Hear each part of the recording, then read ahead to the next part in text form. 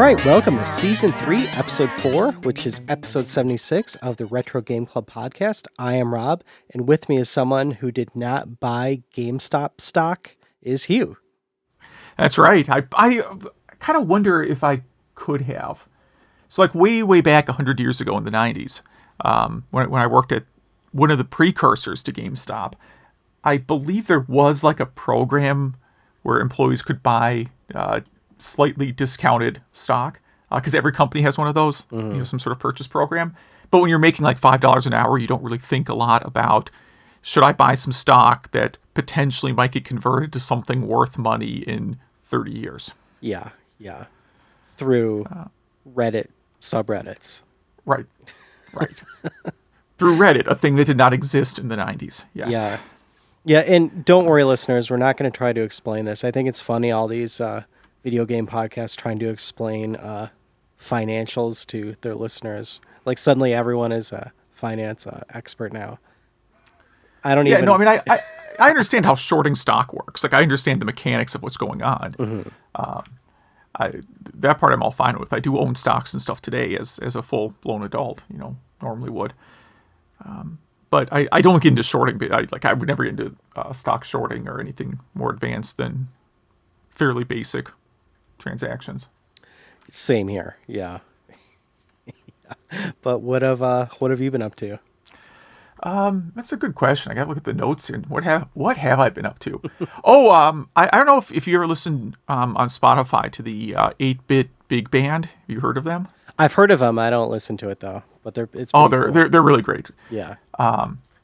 Very professional. Like I don't know, they must have 100 members. It's insane how large this group is. They do videos of like the recording process and everything. Yeah. But they put out something new this month, a new album, and I just happened to catch that it has Birdman, a song that we've talked about on the show a few times. Is one of the songs they do a cover of, and it's really good. Nice. Yeah. If you're kind of stuck at home, working, it's pretty good music because it's not distracting really. Is that the Dan Hess song? Yeah. Oh yeah, I'll have to send that to him. Yeah. Yeah, it's pretty good. And because I've been stuck indoors for a long time and it's winter, I've been doing a lot of dusting and cleaning, which is always very exciting. But through the course of it, I've been like going through my game shelves, and I found that I had like a huge stash, not huge, stash of 13 Atari 5200 games. And it occurred to me that I don't own an Atari 5200, and I don't ever plan to own an Atari 5200, just because logistically it's not an easy system to play anymore. Yeah. It has old school TV hookups, and it takes up a ton of space, and you pretty much will have to go out and buy some sort of repro controller. Yeah, all the controllers broke. All of them. Literally every one that was ever made. So I'm like, I bet, hey, it's retro Atari games. Supposed to have to get something on eBay. It turns out Atari 5200 games get nothing on eBay. I saw other people selling like the exact same 13 games I was going to sell for like $10 with 0 bids. So if anybody wants some free Atari 5200 games, email at retrogameclub.net. Yeah. Nice. It's either that or I'm going to organize a retro junk box or something. Yeah, that's funny. So how will we do this? The first come, first serve kind of thing? Yeah. First of all, no one's going to reply, so it doesn't matter. But if someone does, it's first come, first serve. Presumably because you either own a retro game store, in which case I'm happy to donate stuff to your store, especially when it's probably a very, very hard time to run a retro game store. And or if you're just want to get into Atari 5200 collecting. None of these are rare. These are all like the 13 most common Atari 5200 games. They look kind of neat. I mean, if you just want like, I was reading about how there's this store online called like Books by the Foot. Have you heard of this? No. So if you just want books for like the background of your house, they're very popular because people are using them now while they're working from home. And they want to look smart. The backdrops, yeah. Yeah, backdrops. So you just are like, I want like this many feet of books in this color spine, or from this time period, or like this genre. And they will just send you a box of books. They have a warehouse of hardcover books, and you can just get, So you could do the same thing with retro games if they weren't more expensive, right? Like Yeah. books, old books are just super cheap. I mean, you can get warehouses of old books, I'm sure, for next to nothing. Think of all the estate sales you've gone to where it's just hundreds and hundreds of books nobody wants. Yeah. And so that's what this company does, is just creates nice looking backgrounds for you. But you could do the same with video games. So if you just want like a wall of Atari 5200 games behind you for some reason, that's a valid reason to want these games. Nice. Yeah. Because it would look authentic. If you're like want to do a YouTube channel where you're standing in front of a wall of games, having at least one shelf of 5200 games would give you some credibility. Are there any good games in there? They're all just common. It's all arcade stuff, Okay. Pac-Man, Centipede, that kind of stuff. That's what the 5200 was for, really. Yeah, it was for slightly better versions of games you had on the 2600 already. Yes. I mean, the launch lineup of the Switch was basically just, here are games that were on the Wii U, but now a little bit better. The Switch has obviously grown considerably, but in the beginning, it was kind of the same situation. And then, even though I'm trying to free up a little bit of space, every time there's some Sega CD reprint on limited run games, I end up buying it. Do you open any of those, or do they just stack up? If it's not a duplicate, I open it. So the one they did this time was the 32X version of Night Trap, which I guess you could play now too. Mm-hmm. Yes. Well, when I get that adapter, yeah. yeah. But I mean, I have a 32X and Sega CD and composite or component cables. Yeah, component cables. So that one I'll open because I do want to play the 32X version of Night Trap because I don't own it. Some of the other ones I bought are ones I already have, and I don't know why I bought them. Who knows? Yeah. So that's about it for me, man. What have you been up to? Not too much. Playing some future Game Club games a lot. And one of them with my son, but I won't get into that till we do those as Game Club games. And yeah, stopped by Nerd Out in the Detroit area with Randy, who was a guest on the show once, the owner of the store, and almost purchased a bunch of old Star Wars stuff, but just got, some Mario and Luigi little figures for my son. But other than that, nothing new is on TV, really, since Hollywood was kind of shut down for a long time. So I've been catching up on old movies I either love and haven't seen in a while or just never watched. And last night I watched The Last Starfighter, which was actually the first or second movie I ever saw in the theater. And I was really young then. And that has some scary moments if you're a little kid. But what a fantastic movie. It really is. And it got me thinking about, I don't know if you know this or our listeners know this, but this might be a good topic of the week sometime. But they made a Last Starfighter game, but it's not the game that's in the movie. And so some people were disappointed by that. And they actually programmed, you could get it on GitHub. They programmed the actual game that's in the movie. And then you could also download the schematics for the arcade cabinet that's in the movie and get the artwork too. It's pretty much a, tank, something like that. Arcade cabinet ripoff. But yeah, so it just kind of got me thinking about all those little fun projects like that. This week I tried to put together my Mister, but kind of ran out of time. And I wanted to do it correctly, and I was getting a bit frustrated with it. So that'll be for a future episode as well. But yeah, we have a cool topic this week and a bunch of news. Oh, I also wanted to mention that our listeners might have noticed our bumper music has changed a bit. We're just kind of playing around with stuff, see what works. Zach offered to slice and dice some audio for us. Thank you for that, Zach. And we'll see how this new music thing works. So should we jump into the episode? No, I want to talk about Last Starfighter real quick. Yes, I was hoping you'd say that. I do own the NES cartridge for Last Starfighter. And what happened was they just rebranded a Commodore 64 game. Oh, okay. It wasn't a game based at all on the movie. It was literally like, here's a shooter. It's set in space. We're just going to call it The Last Starfighter. Is it any good? It's all right. I mean, I'm not not huge into shooters. So I'll say it's an okay shooter. Not my favorite, but again, I'm a very bad judge of what's a good shooter. Yeah. But you should check out that GitHub of the people who actually programmed the real game. Yeah, I wasn't aware it was a real game, but I remember it was like an Atari. I think it was Battle Tank cabinet. That's what it was. Yeah, that's what the cabinet was. That they modified, something like that. Yeah. It wasn't a real game back then. I mean, there's no way those graphics would happen in a... Yeah. Yeah, I mean, the cabinet was like they reskinned a real game cabinet. Mm-hmm. They didn't build that cabinet from scratch, I don't think. No, yeah, you're totally right.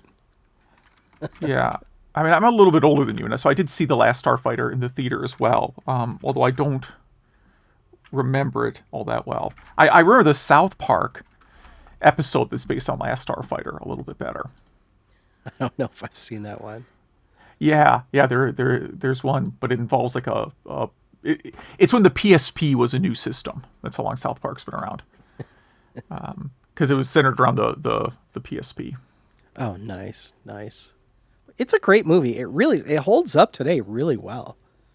It was one of those movies I kind of put in to help me fall asleep, and then I ended up watching the whole thing. Like, cool. Now it's like 1 in the morning and I'm awake. Yeah, and you could see like the basic premise of Last Starfighter you could still see today, right? I mean, it would be different because it would be people playing on Twitch and all that, right? Mm-hmm. But the basic premise of like the military or NASA or whoever is trying to recruit the best starfighter in the world through a video game. I can see that, There's a really I've talked about this on this show before, but there's a really good show called Future Man on Hulu, and it's the plot of The Last Starfighter, and they call it out in the first episode. When the kid is going through that whole plot, after it's explained to him, he literally says like, "Oh, so The Last Starfighter." So yeah, definitely suggest Future Man and The Last Starfighter. Yeah. I mean, eventually, like the closest analogy, I think at some point in our lifetime, one of these like Madden football champions will end up getting hired as like, offensive coordinator assistant or something for a team. I think we may get to that someday. I hope so. I hope that happens. Maybe they make more money winning Madden tournaments. I don't know what you get paid for winning Madden tournaments. It's probably a pretty decent amount, though. Yeah. Retro news. Yeah. I was going to talk about Madden football, but yeah, okay, let's go. Yeah.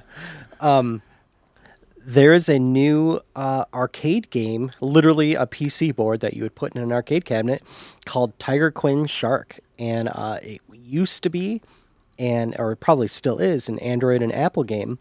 And the developers literally recoded it and put it on a board that you could plug into a JAMMA cabinet. JAMMA is the kind of arcade cabinet standard wire set.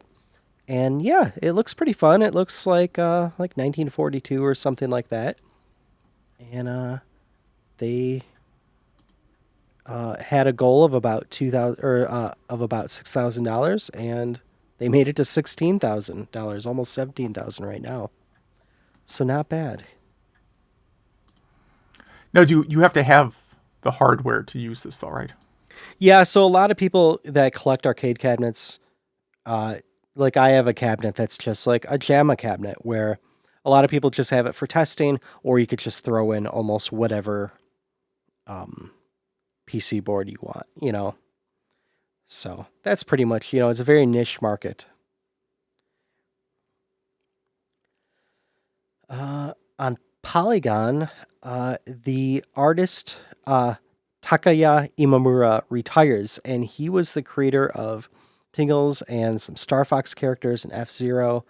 He had a pretty good career, pretty lengthy career. Been with Nintendo since 1989. Yeah. So responsible for a lot of Super Nintendo and onward characters. Yeah, kind of a legend. And I hope I pronounced it correctly. He's probably not listening, but Probably not. We do have some listeners in Japan. really, Yeah, yeah. But yeah, so it's kind of sad to see him go. But we did report a few weeks ago that Nintendo is set up to kind of let this happen without the Nintendo vibe ever going away. But yeah, yeah. Sorry to see him go. What else do we have here? so this is a Commodore 64 case that I guess you can mod and put other stuff in. Yeah, you don't even need to mod this case. This is pretty neat. So it looks exactly like a Commodore 64 keyboard and all, but it is an ITX standard case that has its own power supply. It has a 5 1/4 slot that you could put, a DVD drive or something, or an SD card reader or something like that. Even though I think it has a built-in SD card reader. So I mean, they have ITX motherboards for like 64 core processors. Oh yeah, Now, yeah. so you can make a beast of a machine out of this if you wanted to. You probably couldn't use one of those because I doubt a graphics card could fit in this, but yeah, it's a really, really nice looking box. Yeah, I mean, Mini ITX. I run something similar to Mini ITX. They're great if you aren't planning to put like a massive video card. I mean, if you're just basically using your computer for programming and regular, what I'll call regular computer stuff. Yeah, And you aren't worried about massive video cards, then they're pretty solid. And yeah, they're quiet. More, that's a really important part. Is they're very low heat, so you don't have to have a massive fan. yeah. I mean, the graphics cards are usually bigger than the actual motherboards, and yeah, the APUs you could get are more than enough to do RetroArch or stuff like that. And I mean, it's pretty much what the Atari box is. Mm-hmm. By the way, still haven't gotten the email to get my Atari box controller Yeah, you're gonna be waiting for that for a while, I suspect. for a long time. Speaking of cards you plug into computers, Hackaday has a cool article about hacking your ISA bus and PCI bus. It's way over my head, but if you ever want to make a PCI card or an ISA bus card, this is definitely your starting point. It's really high on my list, yeah. Yeah. So, for our smarter listeners, this is the article for you. And then Experimental Pi. Yeah, yeah. It's Good name. this on RetroDodo. There are 2 PiBoys that never got released that look really cool. So a PiBoy is like a case you would throw in a Raspberry Pi to make a little handheld game machine. And this top one in this article looks fantastic. It almost looks like a Game Boy if you flipped it on its side and put the controllers on the side. But if you click on the post to see the other pictures of it, it's literally a Raspberry Pi 4 inside this really cool case that has a built-in, what's that, 3.5 inch screen. So you see, the Ethernet adapter and all that stuff, and it does, the USB-C. You plug it in USB-C to power it or to charge it and all that stuff. But yeah, it'd be cool if these came out. Now, our next article I put in here because a buddy of mine's buying it, and I think I might buy. Yeah, I saw this showed up in my news feeds also. So this is a system that looks kind of like a Switch. That is, it's called the ODROID, and it's an Android screen with a, basically picture Nintendo Switch, but it's running Android and is probably made with much cheaper components. It looks really nice. Yeah, Odroid is a competitor to Raspberry Pi. They're usually more powerful, but I don't think this one is. I think they kind of Raspberry Pi 4 kind of tied it up. But yeah, 5-inch screen. Like you said, it's a Switch, but you put RetroArch or something on it. Something, yeah. I think I need this. I'm gonna wait. My buddy ordered one. I'm gonna get his review before I order one because I need to get out of the habit of ordering stuff that I end up not using. Yeah, I have that problem too. I have to cut back on the amount of junk I order. I never played Super Mario Sunshine, so you'll have to explain this one to me.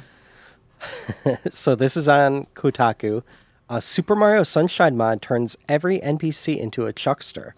So in Super Mario Sunshine, there's a character or two that when you talk to them, they end up throwing you right after you talk to them. And sometimes it'll cause you harm. Sometimes it throws you to an area you need to be. Well, this mod, anytime you talk to any character, which is a lot in Super Mario Sunshine, they just throw you right afterwards. So if you want the most annoying mod ever, they've got you. Yeah, not much more to say about that one. And Ocarina of Time demo. Someone leaked Ocarina of Time demo and some secrets about the game. Yeah, there were different medallions you could get before the game was released that they removed, where you could turn into a fairy, you can extinguish fire, you could cloak yourself in darkness, you could shoot fire like arrows.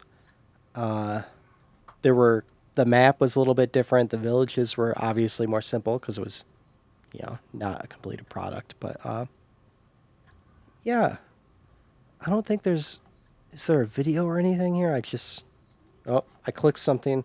Oh, I just clicked this and it downloaded the demo. Okay. Okay. So now I have it. Well, there you go. So my computer probably has a virus on it now. Probably, yeah. Yeah, you probably want to burn your hard drive after this. Yes. On Retro RGB, there is this really cool article and video about Neo Geo Open MVS. So MVS is Neo Geo's arcade board. So the AES is the home version of the MVS. Same hardware, really. That was the whole point of Neo Geo. But the Open MVS takes one of the models that would be in the arcade cabinet and consoleizes it for you. So this has a way to, if I'm reading this right, you could 3D print the case, you could create the PCB, it gives you links to, any batteries or anything you need or any other adapters. Really, really cool project here. Yeah, it's a kit you got to pre-order, and it's a do-it-yourself kit in there, $200, which includes the power supply, console and power supply. Oh, wow. So does it actually come with the board? It says, will include the console and a Meanwell 5-volt 3-amp power supply. Add-ons. And then there's a bunch of stuff. Now, they also said they can't guarantee you'll actually get one. Because they probably have only so many of the boards. Right. Interesting. So I think the board is another $150. Oh, okay. I mean, looking at what you can order here. I mean, at that point, you could just buy on eBay, an AES, Neo Geo AES. Oh, I don't think you can. I mean, I got mine for less than that, but I mean, that was 15 years ago. Yeah, the Neo Geo is like sort of a famously expensive system on eBay, I thought. Okay, now we gotta look. Neo Geo You're not getting one for under $400, it looks like. Oh, man. Oh, wow. So I got a deal back in the day. That's great. Good job, me. Anyways, kind of speaking of Neo Geo, there is a Polygon article, Capcom versus SNK, an oral history. And it's a really nice article. I didn't finish it, but it goes into how the Capcom versus SNK games came out because Capcom and SNK, which is pretty much Neo Geo, they were rivals. In fact, the guy who coded the original Street Fighter jumped ship and went to SNK to create, King of Fighters and all those games. And so it's really cool that these games actually got released and created, and people really like these games. So, yeah, nice little write-up. Don't remember who added this one, but there's a new PicoSystem handheld, and this is essentially, I think I added this. This one works with the newest Raspberry Pi microcontroller. So the new system they released that's super tiny and like $4.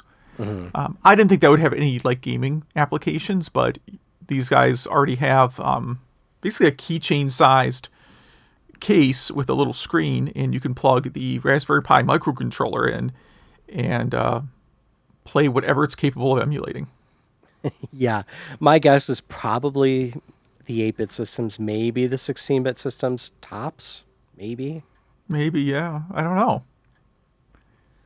And it's only a 1.14-inch screen. Yeah, it's tiny. I mean, the hardware you're putting in is pretty tiny too. So this is a real like novelty item, but kind of neat. Yeah, pretty much something for your keychain or something like that. The folks over at Rare, the game developer, they posted an article about the stop and swap feature they had, which Nintendo the punchline of this whole story is Nintendo sent them a long letter saying, please don't do this anymore.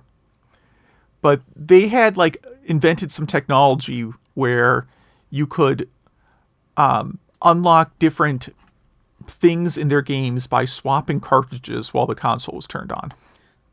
That's terrifying. Right. And Nintendo basically said, one, we don't think people should be doing this. And two, like the technique you're using, it isn't necessarily going to work in all iterations of Nintendo 64 hardware. And then they send some alternative things like, what if you had a password that you could use in one game? Like you get a password and you enter that password in the other game. I'm surprised they didn't mention the memory card. Like certainly you could have done something with the Nintendo 64 memory card instead. Oh, yeah. Interesting, yeah. Huh. Yeah, so that was, it seems like such a terrible idea, but...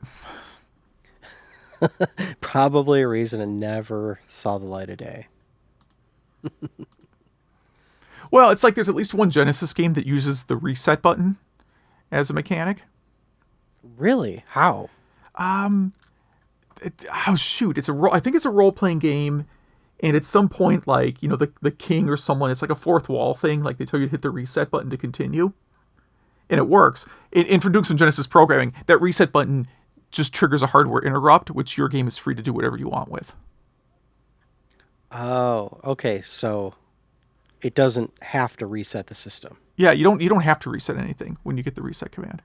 Okay. You're like, okay, well, that's nice, thank you. Just... That is weird.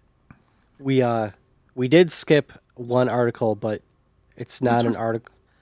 This Nerdly this Pleasures. one, yeah. I'm going to include it too. So over on the a blog we talk about quite a bit, nerdlypleasures.blogspot.com, they have a comparison of Apple II disk emulators. So if you are into Apple II emulation, you should probably check this out. This is some really cool stuff. They have a little floppy emulator. I mean, so this is actually like you hook up this emulator to the Apple hardware. Like they have little LCD screens on with like what disk image you're loading, and then you actually run the cable into the Apple. It's pretty cool. Yeah, those devices are really neat. Yeah. Let's see. The voice actor of Sonic the Hedgehog is also retiring, or at least not doing Sonic the Hedgehog anymore. Yeah, I didn't organize our stories very well this week. That's all right. But yeah, he definitely wasn't the first Sonic voice, and he definitely won't be the last. But yeah, he was in Sonic Forces and Lego Dimensions, Sonic Team Sonic Racing, Sonic Generations.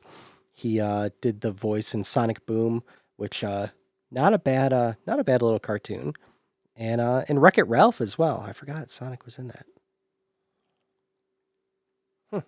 So yeah, we wish him well. This might be my favorite article of the week. This is on Kotaku. More Sonic news. Modded Sonic games are zoomed out to the heavens. And this is a mod for Sonic 1 and 2, where they actually, I think they took the mobile game ports of it, and they zoom out all the way so you see almost the entire level, but you still play the game. And it obviously makes the game way different, but it's really interesting it's hard to tell where you are on these maps when you're actually playing a Sonic game. Mm-hmm. And this takes away that mystery. There's a video of it, and wow, the level design on Sonic is really, really impressive when you see it like this. I think this is Chemical Zone that they It linked is, to. yeah. Guess we want to see the whole map at once. Yeah, really cool programming they probably had to do to pull this off. Yeah, I definitely suggest anyone who's a Sonic fan to check this out, because it'll make you look at the Sonic games completely differently. So the next two articles, I'm going to dub the worst two articles of the show. Plex is launching a game subscription service filled with Atari games. So, yeah, if you want to pay a monthly fee for Atari games that you can buy a collection of for $9.99, this is the deal for you. Yeah, $5 a month for right now 27 games. They're adding more. Mm-hmm. It doesn't work on all systems. In fact, it doesn't work on most of them. I do have a Plex Pass, so for me it would be $3 instead of $5, even though I'm still not going to do it. And they also come out and say in this press release that, hey, this was built on, as a side project by some passionate employees. That's why it made it in here. We don't guarantee this will stick around long. Like, Cool. Well, nice launch there. Yeah, I mean, or you could just buy like Atari Flashback for $19 at the most. Yeah, and be done with it. Use it, on almost any system. So there you go. I'll let you take this next one since you said it was your other least favorite. All right, here's a long Sega Saturn. So this is a Sega Saturn, but it's longer. Yes. There you go. Now this is a dev kit, right? Yeah, sure. It must be. So this Sega Saturn address checker was a development unit that made sure games weren't violating Sega's guidelines and memory usage. Okay. All right. Yeah, it looks like a very bad rendering of a Sega Saturn, but yeah, there you go. And then let's see, you got two more here. We have connecting your NES Classic mini controller to a desktop computer, since it does use some crazy port. This is another do-it-yourself project, though. You have to have some hardware skills, it looks like. Yeah, not too bad, but yeah, I'm not going to do it. But yeah, those controllers are nice, so, and you could get them for pretty cheap. So I guess this would, I mean, maybe it'd be less latency. I don't know, but yeah, all right, kind of cool. And this last article kind of ties into our topic of the week. We actually have a topic this time. Yeah. So this is on epilogue.co, and this is the GB operator. Play and manage Game Boy cartridges on your computer. So I think what this does is you put in your Game Boy cartridge, plug this thing into your computer. This actually has a built-in emulator. And so you could play your Game Boy carts on your computer. It also, in real time, does save states. So if you bring this to a different computer, you could continue playing. This detects counterfeit cartridges. So you could, I don't know, maybe bring this in a laptop to a store with you to see, if an inexpensive cart you're getting is counterfeit or not. And I think you could use it for homebrew development. That's what they say, yeah. I mean, it's a little light on the details, but that's what they say. Yeah, shipping in April. It's $50, which is not a bad price if it does all this pretty well. Yeah, kind of neat. The GB operator. So I'm sure we'll report on it once it's out there and reviewed. Yeah, I mean, I don't see like what OS it supports. There's a lot of questions I have about this that are not answered on this page. Well, it could work for Windows, Linux, and Mac, and it has built in the M, like the lowercase m GBA emulator, which I guess is a fine emulator. So I don't know how that works. Where if it's built in, how does your computer recognize it? Like, yeah, there are some questions there.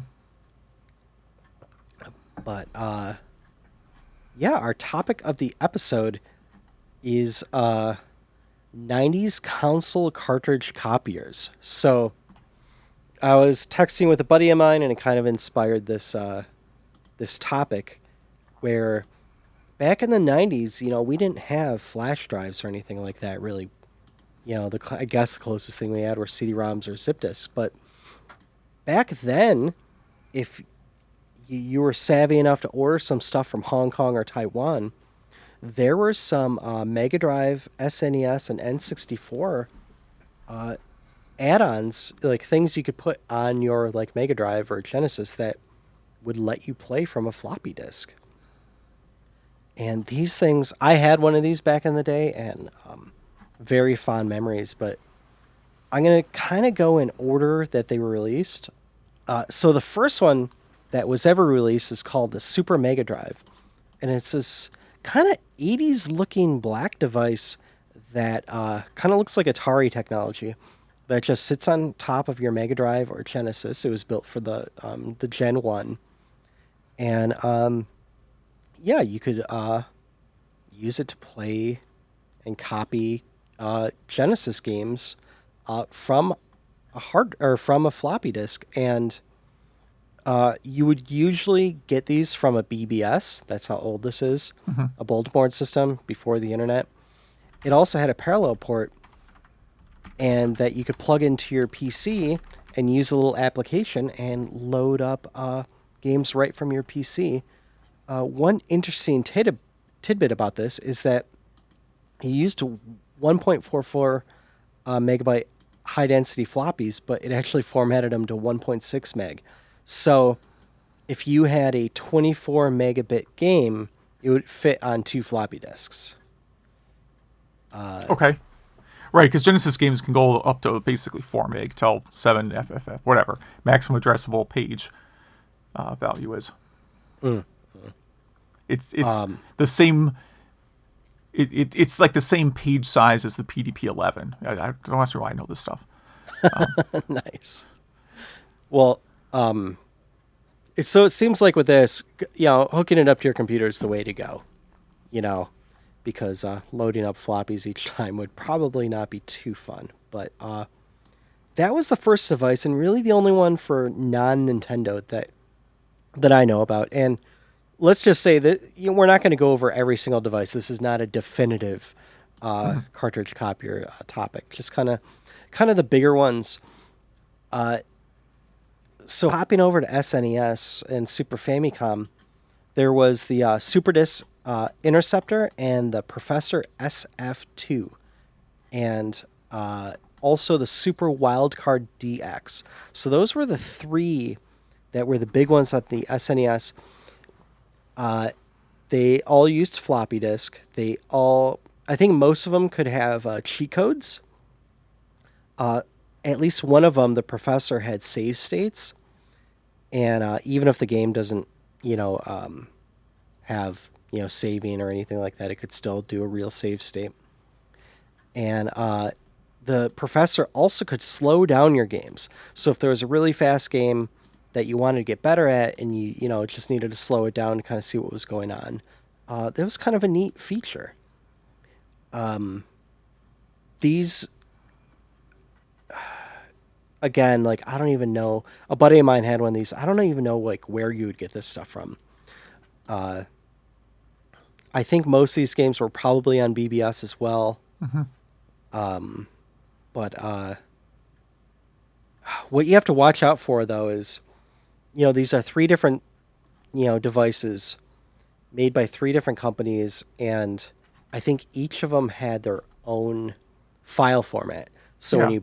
when you backed up your cartridge, so you'd have to make sure if you weren't backing up your own cartridges, you had to make sure to download the right the right file format. Oh yeah, yeah. I mean, what incentive would they have to collaborate on a common format? Yeah, exactly. Jumping over to Nintendo 64, probably the coolest device is the Dr. V64. So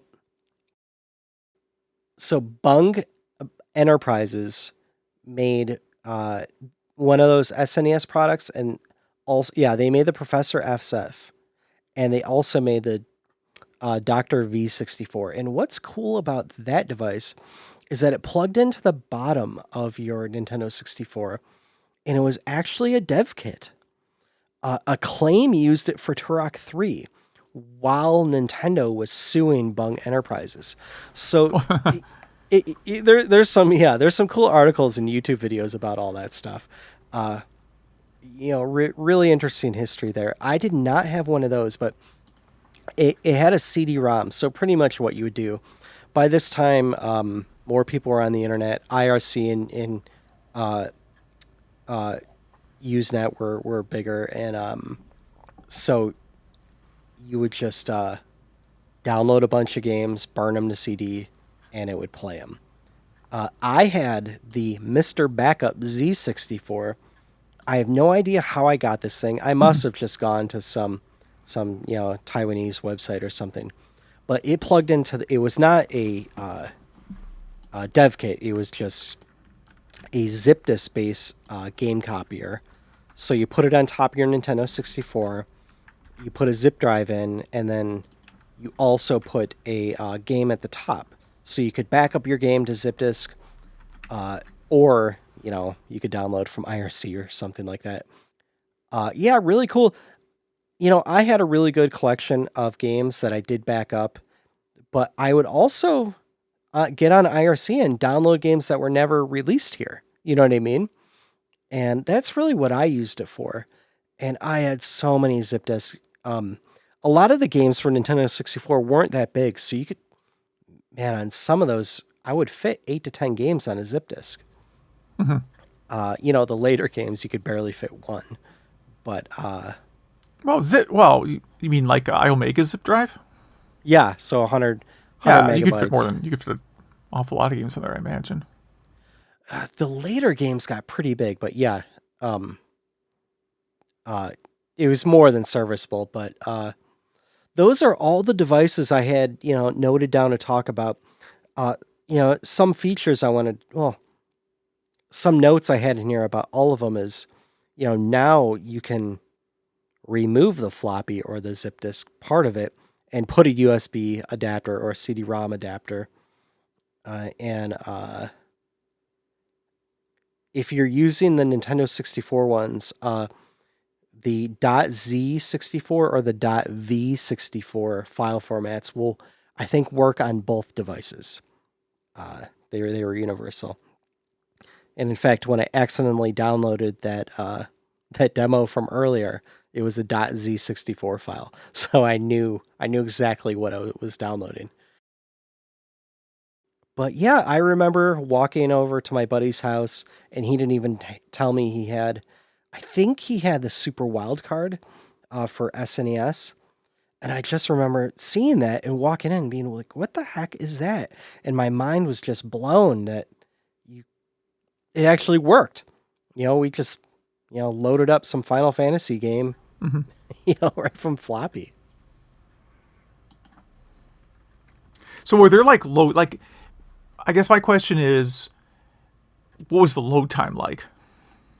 Not great, but Okay.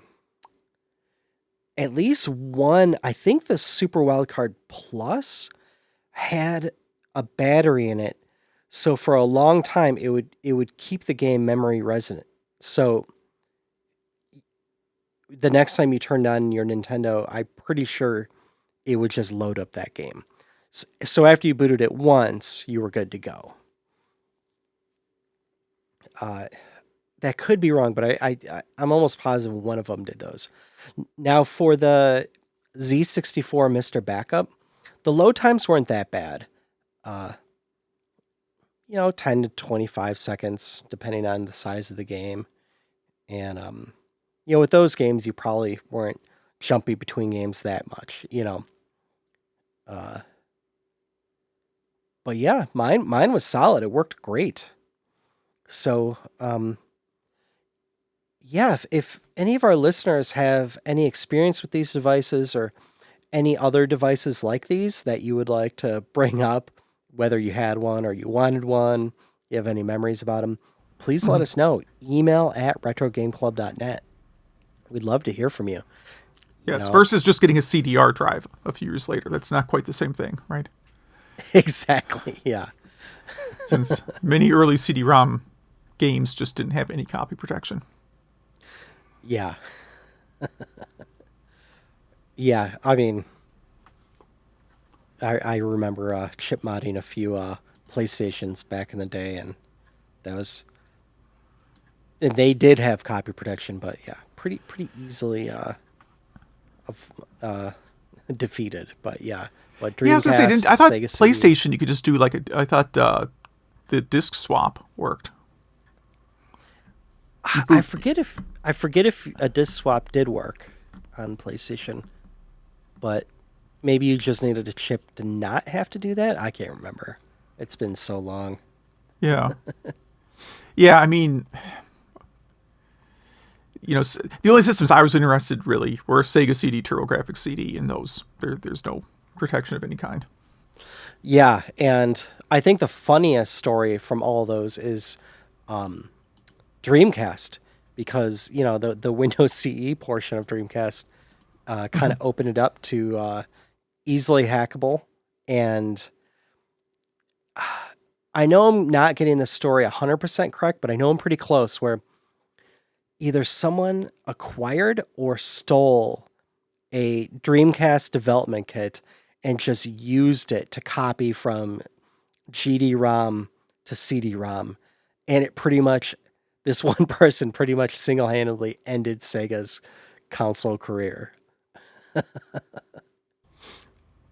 Just Yeah. nuts. Yeah, one of my weirder yard sale pickups over the years is someone had like a Case Logic CD wallet. You're familiar with the concept of a CD wallet, I hope. You had a cart in the 90s. You probably had a CD wallet, right? Yes, yes.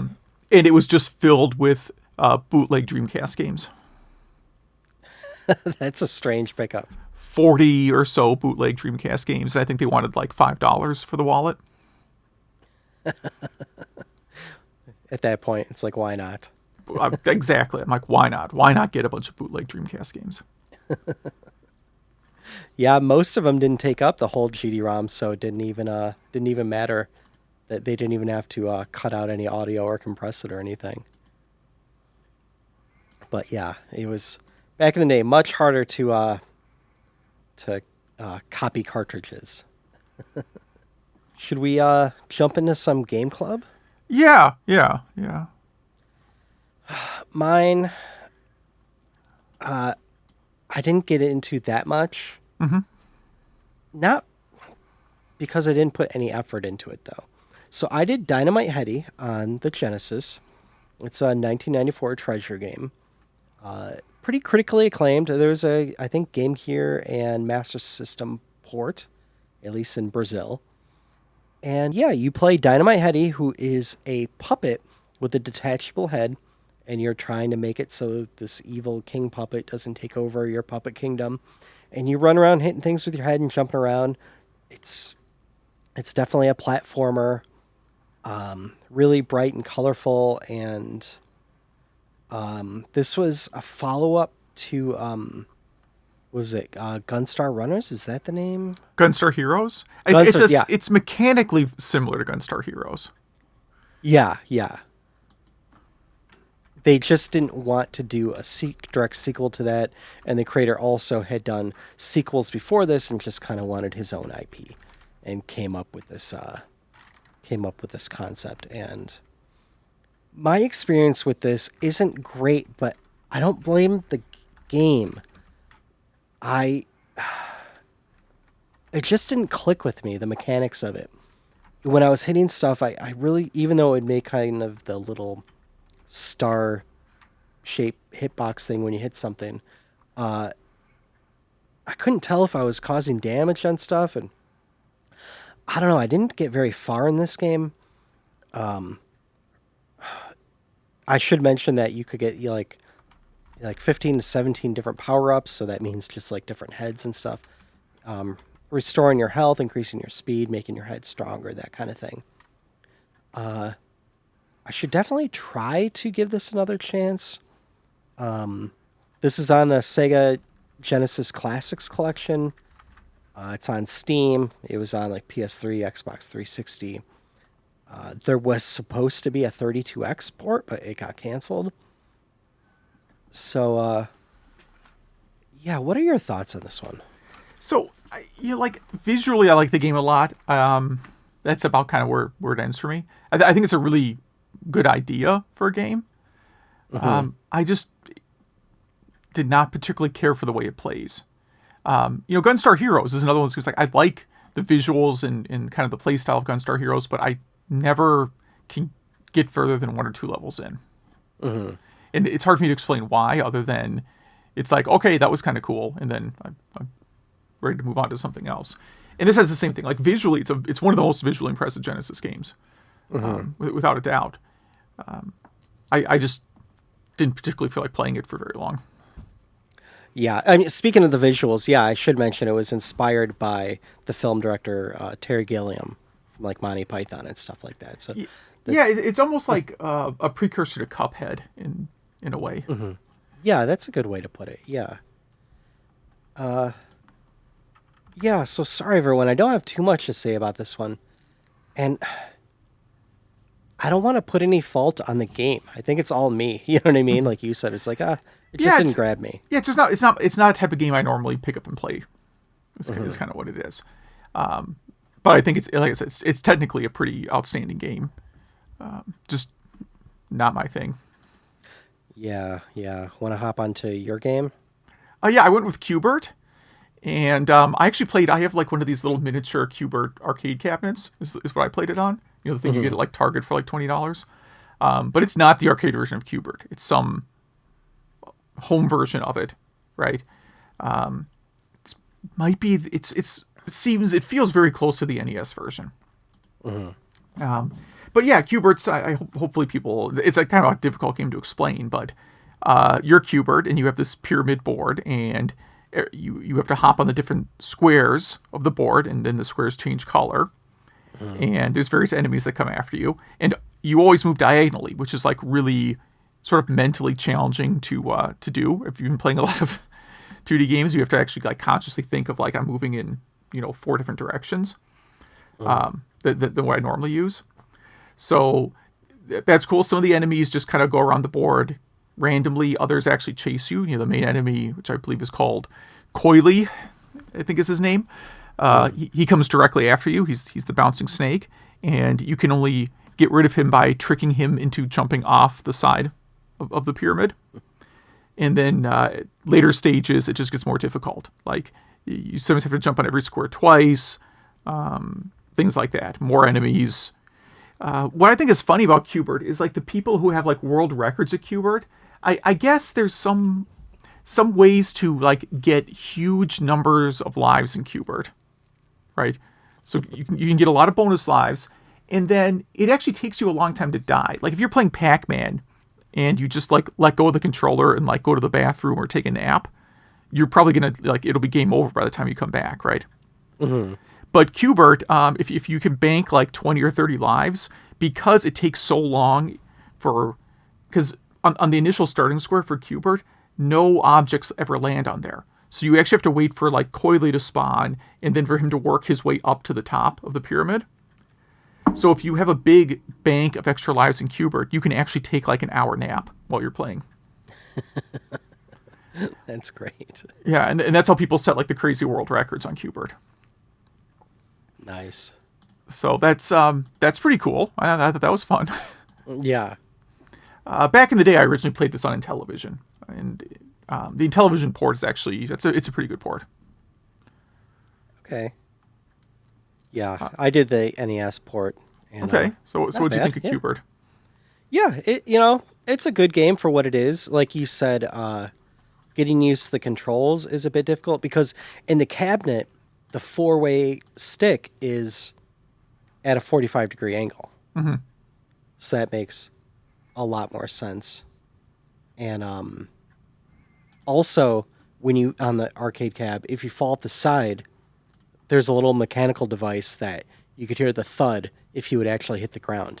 It's like a little hammer that hits the side of the inside of the arcade cabinet. That's really cool. Yeah, it's a fun little game for what it is. It's on every system ever, I think. Mm-hmm. So anyone could play it wherever they are. Yeah, it was ported to everything in the 80s. Yeah. The NES version lets you customize the controls, if I remember right. You could do some 45-degree angle control or 90-degree angle. I'm not sure which is easier. Like, I think one of them, you're meant to hold your controller at kind of a 45-degree angle. You know what I mean? This was a case where the Intellivision controller was actually the better controller. Because you can do diagonals on it more easily than like a NES pad. Yeah. But yeah, not a bad game. Obviously, the sound is iconic. Mm-hmm. The little speech synthesis chip in there. But yeah, Gottlieb was kind of known for being cutting edge on their sound. But yeah, any closing thoughts on Qbert? No, I mean, sort of like Dynamite Headdy. Like I can play it for a stage or two, and then like that's all the Qbert I can take for one day. Yeah. Yeah. What do you want to play for next episode? I am going to do 1080 snowboarding. That's Nintendo 64. Nintendo 64. Yeah, I think it's only Nintendo 64. I don't think it got ported to anything else. Wait, was it made by Nintendo? Is that why? Was it? I don't think so. I don't think it was. Developer, Nintendo. There you go. Producer, Shigeru Miyamoto. Really?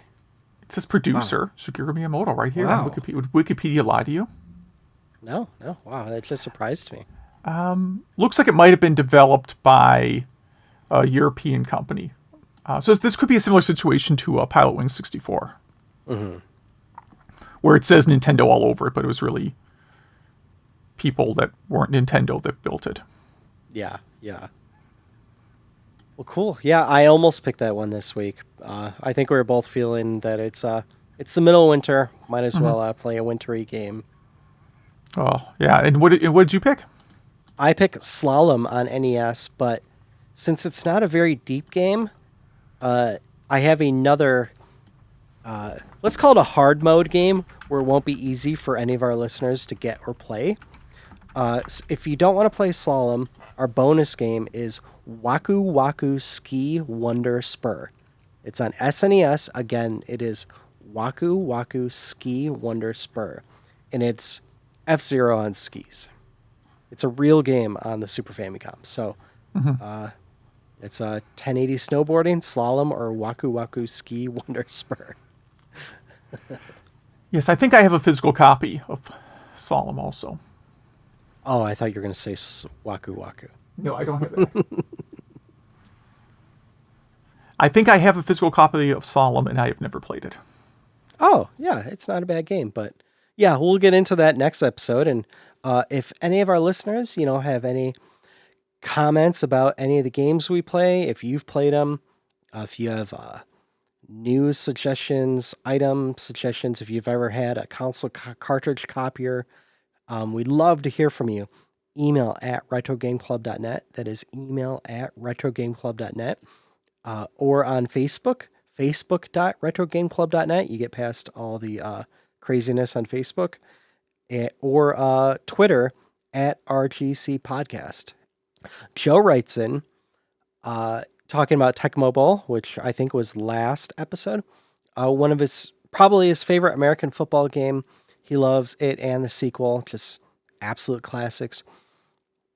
He had a copy of it with his first NES in 2016, which he got with RC Pro-Am and Ninja Turtles, which those are 3 great games to get with your with your NES.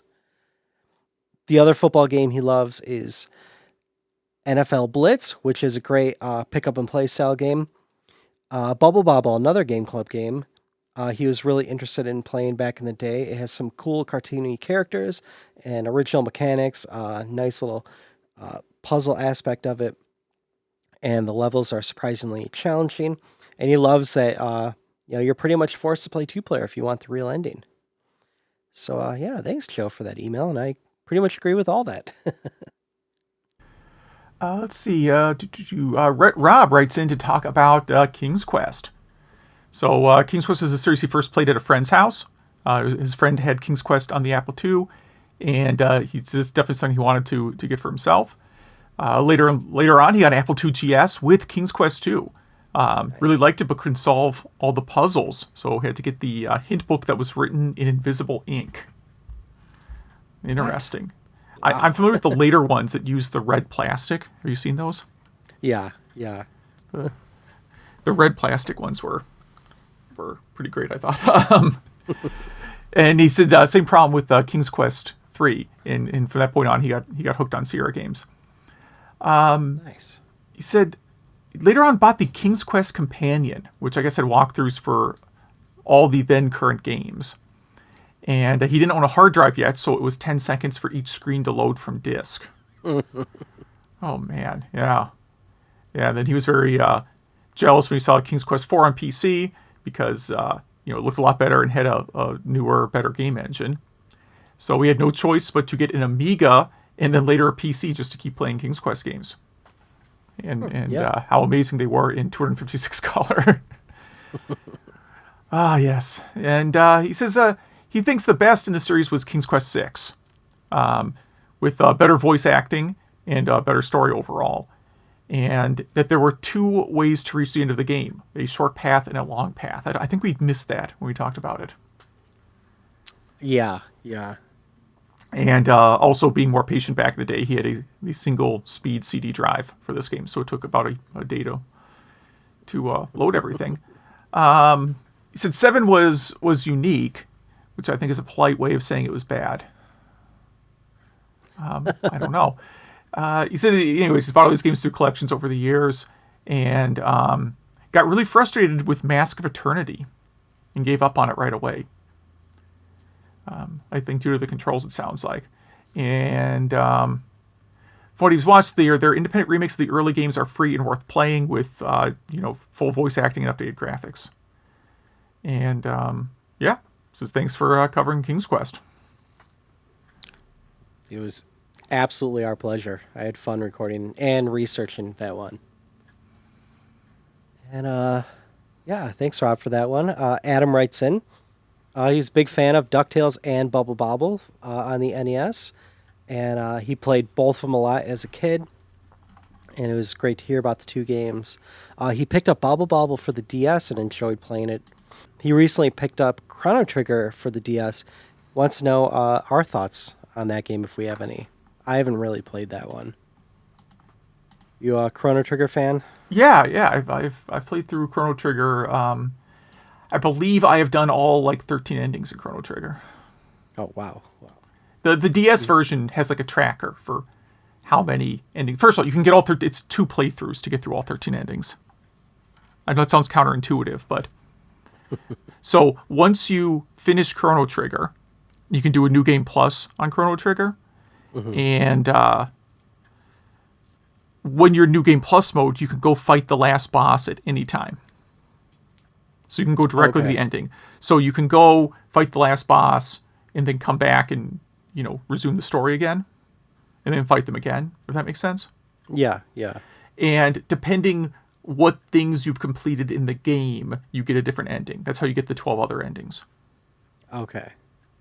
And then I think the DS might have a bonus ending that's not in the original Super Nintendo version.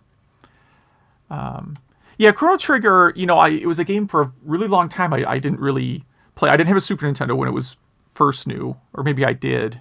I probably did, but I was working at the game store, so I didn't have any money. And Chrono Trigger was one of those games that, it was always $70 and it always sold out whenever we got it. We'd only get 1 or 2 copies a week. It wasn't like, a huge game, but people always bought it right away and said it was awesome. I first played it on the DS many, many years later. And I think story-wise, it's still my favorite story in a video game. Huh, cool. It's really, really good writing. It has a team of writers. Some of them, like the guy that wrote Final Fantasy VII worked on it. It was the guy who came with Dragon Warrior worked on it. It was a lot of big name writers. So it's a really, really good story.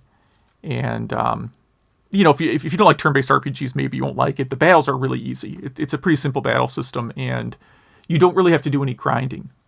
It's not like other 16-bit RPGs at the time where you have to, fight hundreds and hundreds of battles just to survive. Nice. Yeah, yeah. Well, going back to his other DS game that he picked up, Bubble Bobble, I wonder if he got the one that wasn't fixed. So, Adam, can you get through level 30 on Bubble Bobble for DS? Because, you may have a pretty expensive game there. He also picked up Radiant Historia, which I've never played, also on DS. So he's been on an RPG bender, and he noticed Hugh has been as well, but I think you always are. Are you ever not in an RPG bender? It's been more. I would say in past few years it's certainly been more. I mean, I've been playing more RPGs and fewer games that require lots of reflexes. Yeah. I mean, part of it's I don't know. I guess as I don't know, it's an old age thing or something here, but I just sort of find RPGs to be more relaxing than playing a Grand Theft Auto game. And the other things I don't particularly, I've never been huge on shooters. I mean, I like Doom a lot back in the day, but I'm not into super Doom. All things considered, Doom is not really a very gory game. Because of the graphics. It can only be so realistic, and I don't particularly like the shooters that are really over the top gory. So there's that, and I don't know, but yeah, mostly play RPGs now. I mean, when Breath of the Wild 2 comes out, whatever you want to categorize that as, I will play that probably exclusively for a few months. Yes, agreed. But yeah, mostly I play RPGs and Bust a Move. That's about all I play now. That's funny.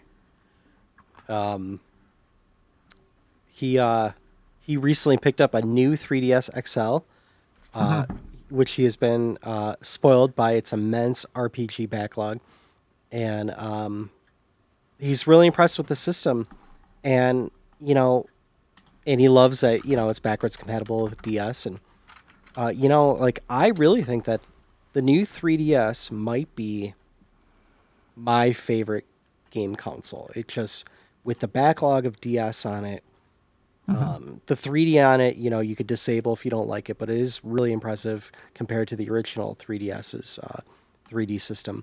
And just so many fantastic games and collections on it and the battery lasts a long time too. I do think it might be my all-time favorite console.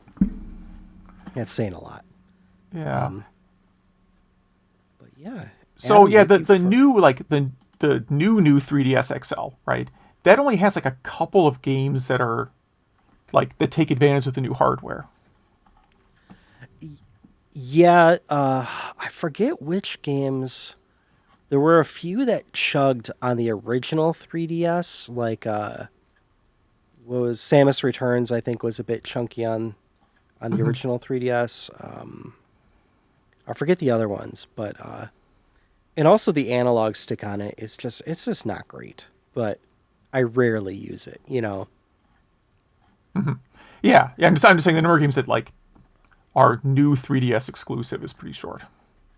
Oh, totally. Yeah, it's pretty much the analog of Super Graphics.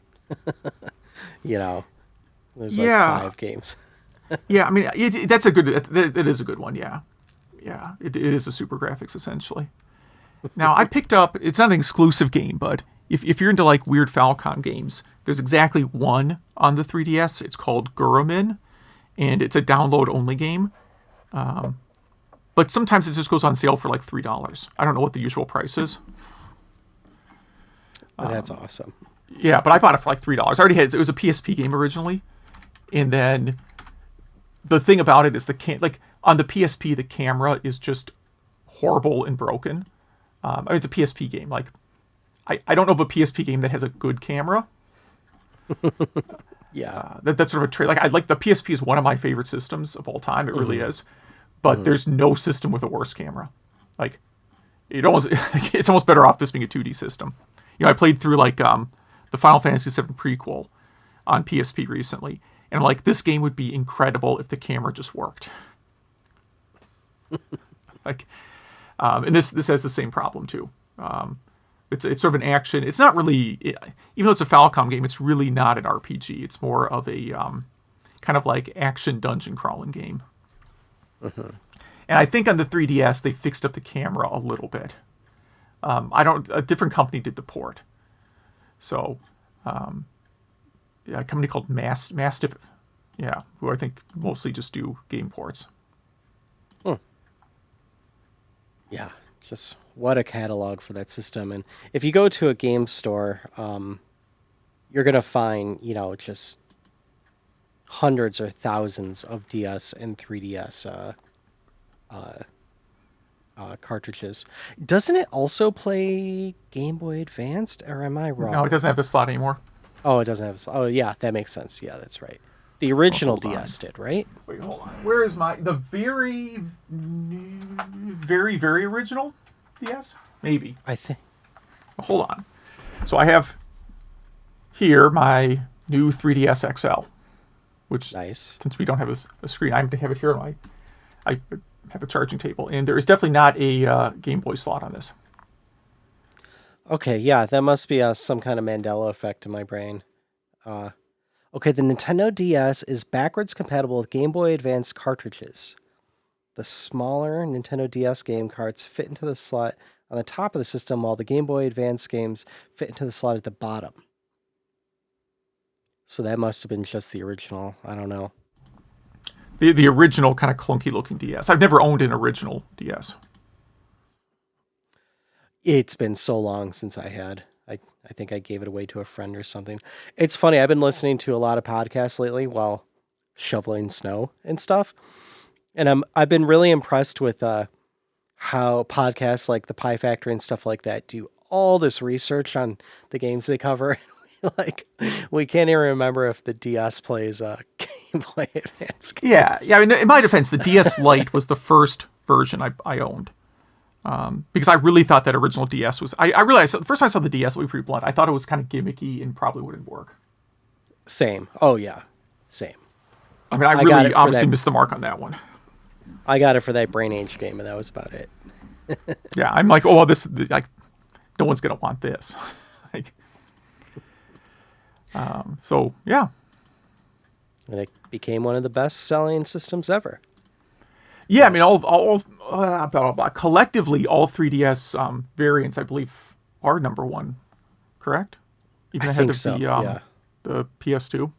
Mm-hmm. I think so. Maybe the Wii was up there. I don't know. I did hear on... I don't know if it was a podcast or some other show that, like, last month in Japan, the 3DS outsold the latest Xbox. That's amazing. To tell you And how not well the surprising. Xbox systems do in Japan. Yeah. That is great. It's basically just American dudes living in Japan that buy it, Probably. is what I understand. Well, Adam, thank you for that email, even though we went off on a crazy tangent. That's what this podcast is for. And we got some social media here. What do we got? Tell us what you think Hubert means by, and then he does the squiggly lines and stuff, when he hits an enemy. And then after we filtered out all the inappropriate ones, we're left with, courage isn't having the strength to go on. It is going on when you don't have strength. I like it. And then we have some of the MSD EXP questions we asked, which is that acronym, what I just said, is the adapter for the side of the Genesis thing that we talked about last episode. Just go back in the last episode. I think I talked about it in the intro. Someone's saying that, it's a cool item, but it won't support EverDrives. Crix, the creator of EverDrive, say that he's probably not going to upgrade the firmware to do it. But really, that's okay because it's built for the Mega SD. So there you go. You know what I mean? Mm-hmm. So you kind of have to buy both. But I have these people are saying that it's the what is it called? The Mega EverDrive Pro. I have the first version, which I think you could get for $17 now, of the Mega EverDrive. I wonder if that will work. I doubt it, but I'll let you all know when I finally get that adapter in March. Yeah. So to wrap it up, we got Slalom, Waku Waku Ski Wonder Spur, and 1080 Snowboarding for Game Club games. And I think that's about it. Yeah, I think so. So thanks for listening.